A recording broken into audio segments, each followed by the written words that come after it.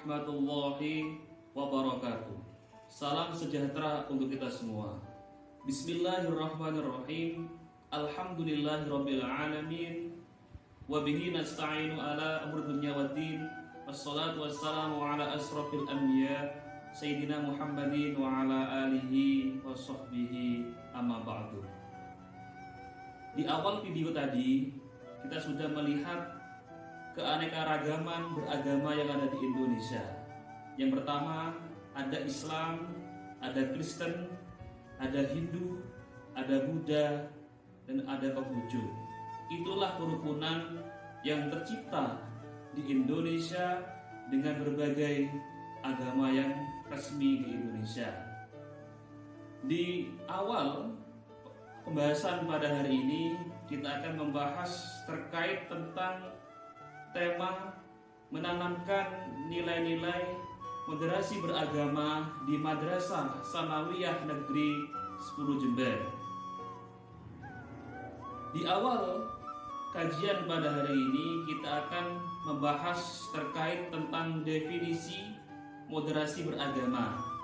Moderasi beragama menurut etimologi atau bahasa diartikan sebagai pengurangan kekerasan dan penghindaran keekstriman. Dalam arti di sini adalah pengurangan di sini adalah menghindari perbuatan-perbuatan yang melenceng dari beragama, baik agama yang disahkan di Indonesia. Sedangkan perspektif epistemologi atau istilah moderasi beragama adalah cara pandang kita dalam beragama secara moderat, yakni memahami dan mengamalkan ajaran agama dengan tidak ekstrim. Kalau kita menarik benang merah dalam kalimat tersebut bahwa kita diajarkan oleh Rasulullah SAW dengan tidak mengajarkan Islam yang secara radikal atau keras.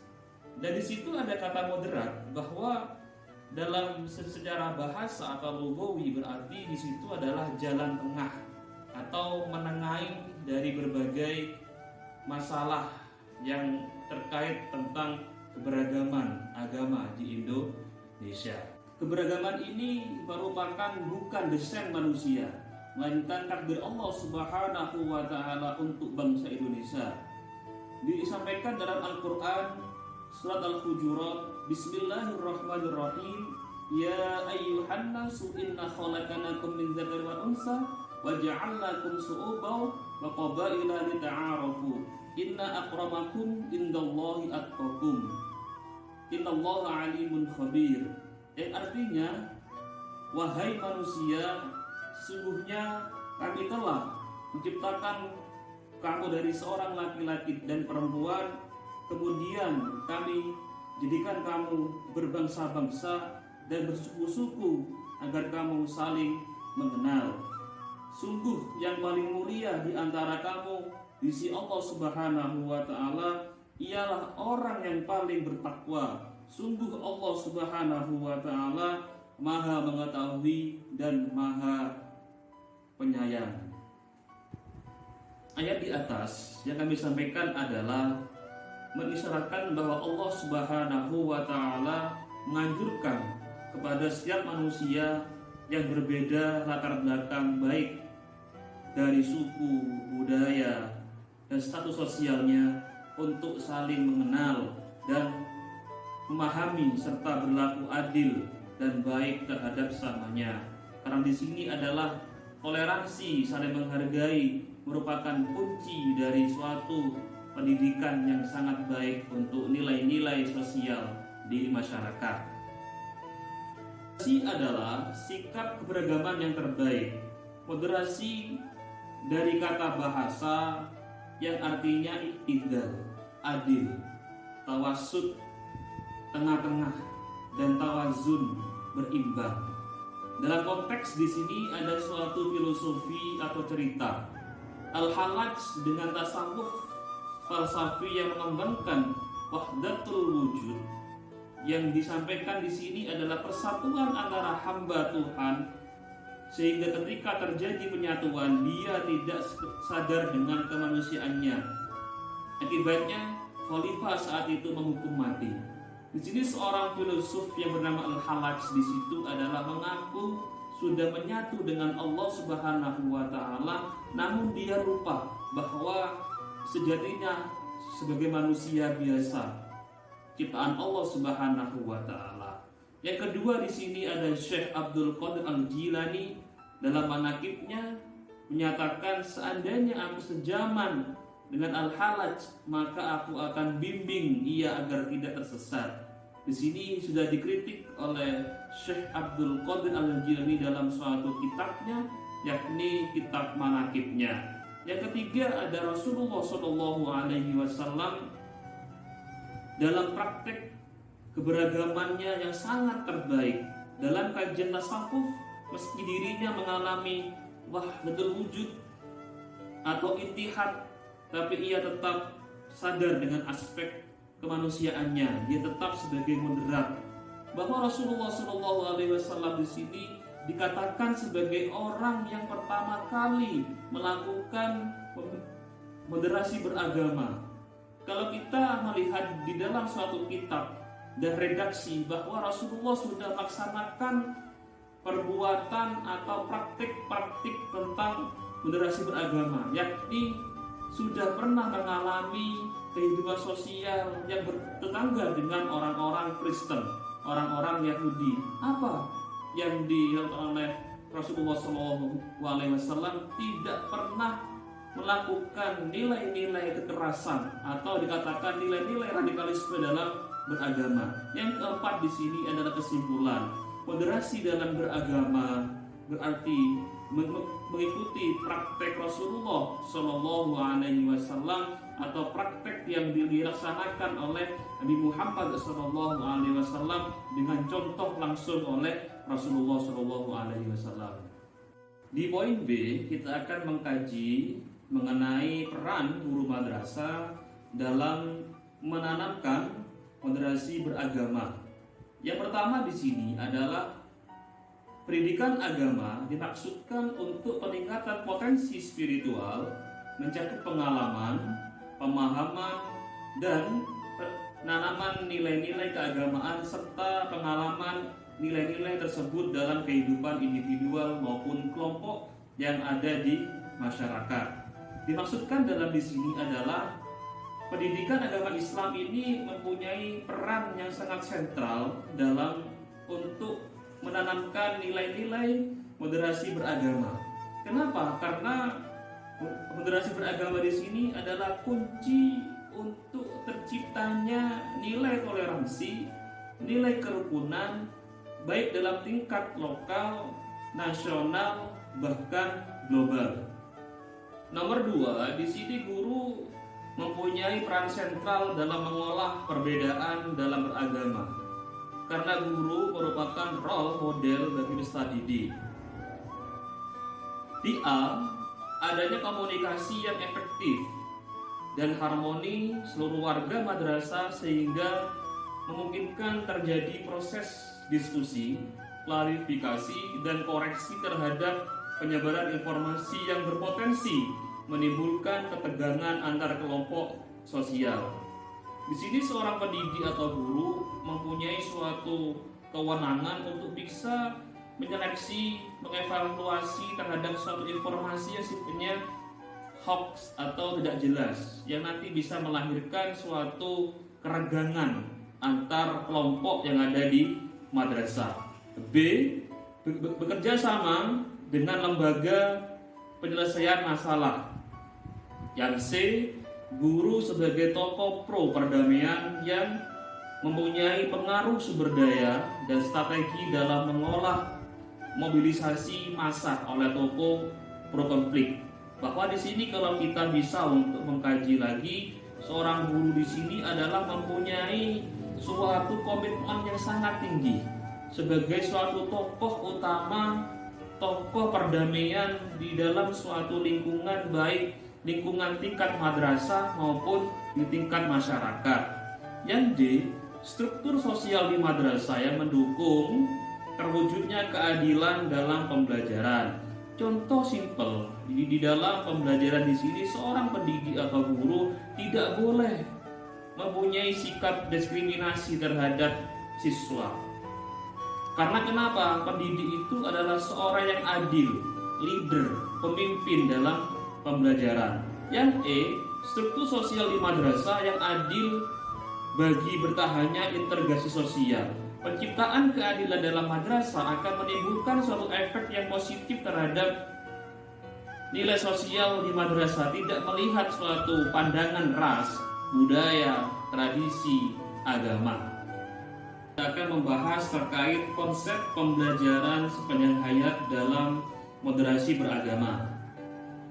Sebuah peradaban umat manusia yang sejahtera, hidup damai dalam perbedaan dengan konsep pembelajaran sepanjang hayat. Di sini kita akan melihat redaksi dari pendidikan sepanjang hayat yang terkonsep dalam pembelajaran secara global. Yang pertama di sini ada learning to know, belajar untuk mengetahui. Yang kedua ada learning to do, belajar untuk mengerjakan dan menerapkan dalam kehidupan sehari-hari. Yang ketiga ada learning to live together, belajar hidup berdampingan dengan orang lain seagama, sebangsa, dan setanah air. Jadi perlunya kita untuk pembelajaran sepanjang hayat, belajar hidup berdampingan dengan masyarakat, baik notabene beragama Kristen, Hindu, Buddha, Konghucu. Kita harus bisa seimbang, tidak boleh mengedepankan nilai-nilai kekerasan atau radikal, bahwa agama yang ada di Indonesia itu agama yang sah, yang sesuai dengan Pancasila dan Bhinneka Tunggal Ika, agar hidup saling berdampingan. Yang terakhir di sini ada unity in diversity, bersatu dalam perbedaan budaya, keyakinan, dan agama. Jelas Indonesia adalah negara yang sangat kaya dengan budaya, tradisi, dan agama yang ada di Indonesia. Dengan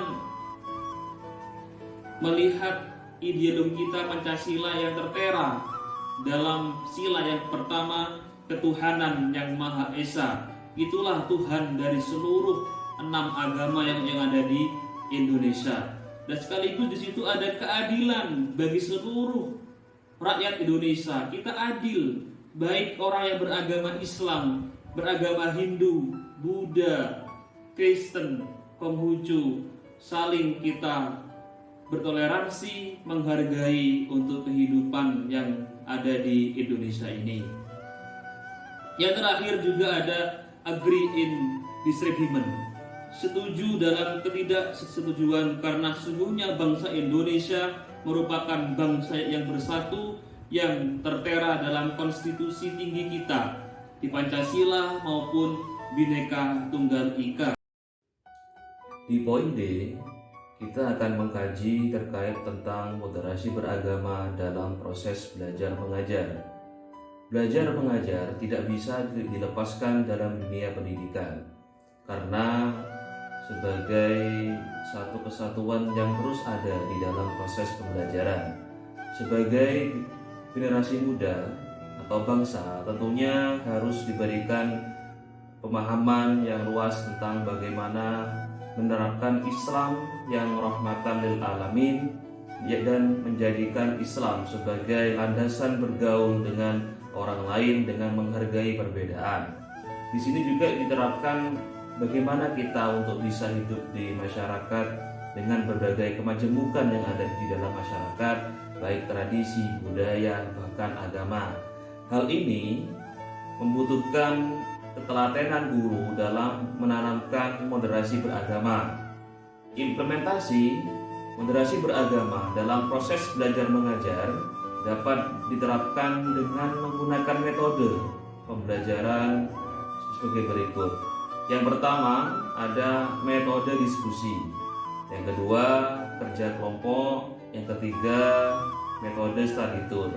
Dari ketiga metode ini yang telah kita kaji kita mencari suatu referensi bagaimana metode yang tepat untuk menanamkan nilai-nilai moderasi beragama, sehingga 3 metode ini dapat dikatakan sangat relevan ketika untuk menerapkan nilai-nilai moderasi beragama.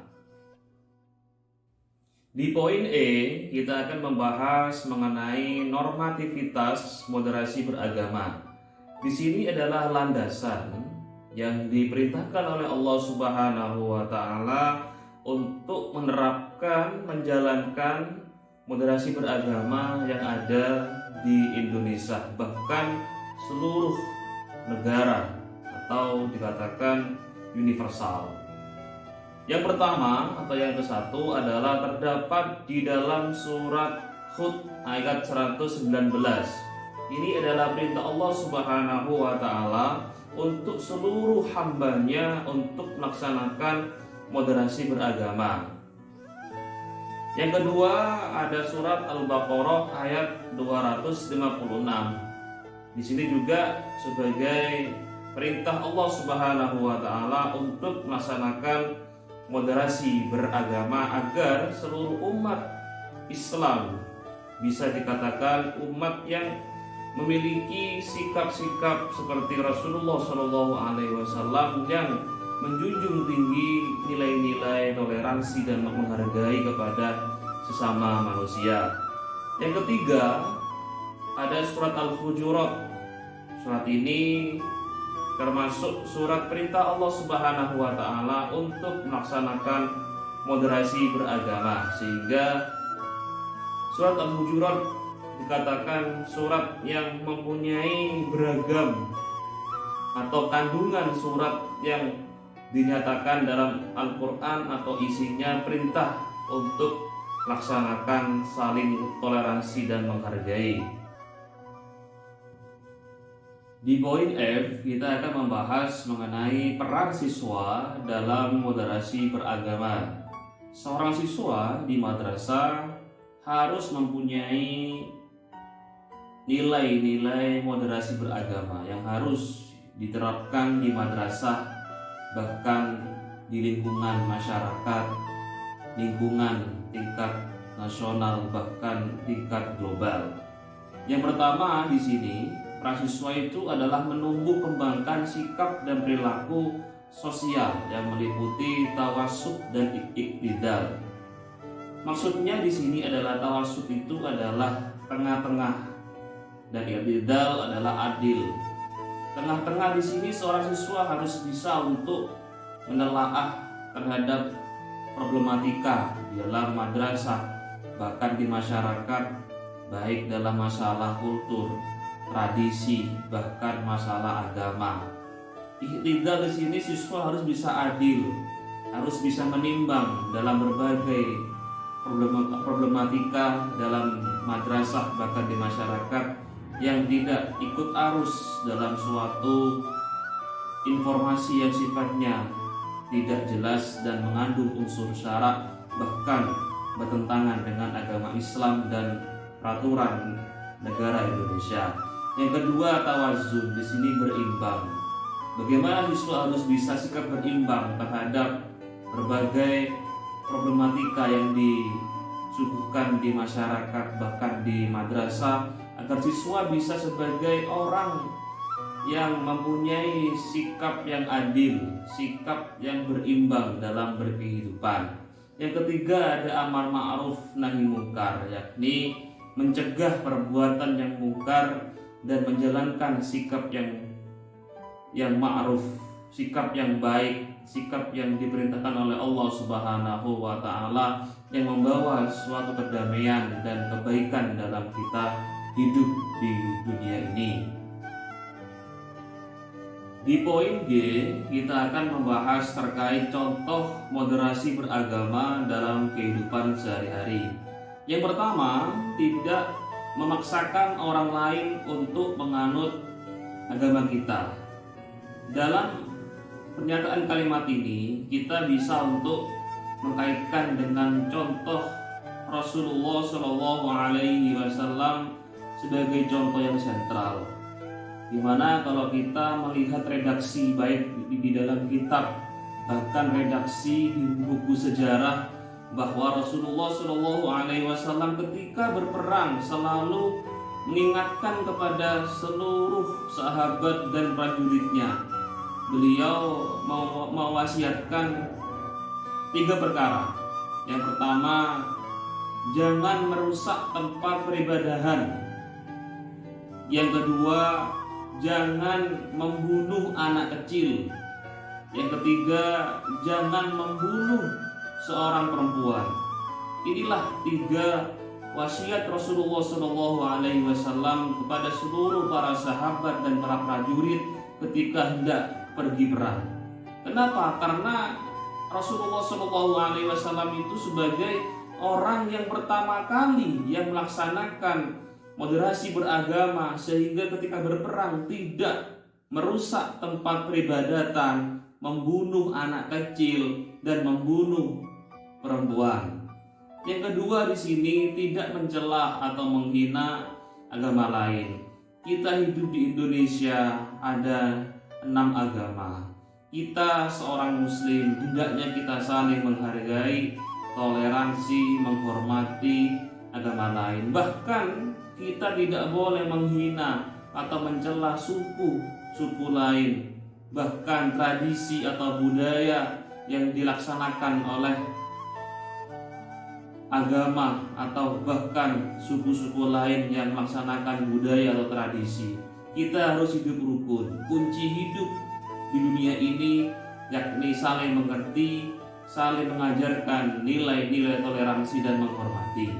Yang ketiga, tidak melarang ataupun mengganggu umat agama lain untuk beribadah sesuai agama atau kepercayaan masing-masing. Rasulullah SAW telah mencontohkan dalam kehidupannya sehari-hari ketika ada tetangganya yang notabene itu beragama Nasrani. Rasulullah tidak pernah mengganggu, tidak pernah menghujat, tidak pernah mencela, tidak pernah menghalangi orang-orang untuk beribadah sesuai dengan kepercayaannya masing-masing yang tertera dalam surat Quraisy, yang dimana kandungannya surat itu adalah perintah untuk beragama yang tidak mengganggu agama yang lain. Baik, di poin yang terakhir di sini ada suatu pertanyaan untuk semua. Mengapa moderasi beragama penting? Yang pertama di sini adalah menyadari bahwa perbedaan adalah sunnatullah, yang mana perbedaan ini adalah sudah ada ketika zamannya Rasulullah SAW. Beda itu adalah memberikan nilai keindahan, nilai keelokan untuk seluruh umatnya Rasulullah SAW agar bisa memahami dengan nilai-nilai kebaikan dan nilai toleransi dan menghargai. Yang kedua adalah keanekaragaman adalah fitrah bangsa. Bangsa Indonesia adalah bangsa yang mempunyai kemajemukan, keberagaman, baik suatu budaya, suku, tradisi, dan agama. Bahkan Indonesia di kacamata dunia, Indonesia adalah negara yang kaya dengan berbagai tradisi, suku, budaya, dan agama. Inilah adalah kelebihan bangsa kita yang kita harus jaga, melestarikan seluruh apa yang ada di Indonesia dengan keadaan yang mempunyai nilai-nilai kearifan lokal. Yang ketiga adalah Pancasila adalah cermin nilai asli masyarakat.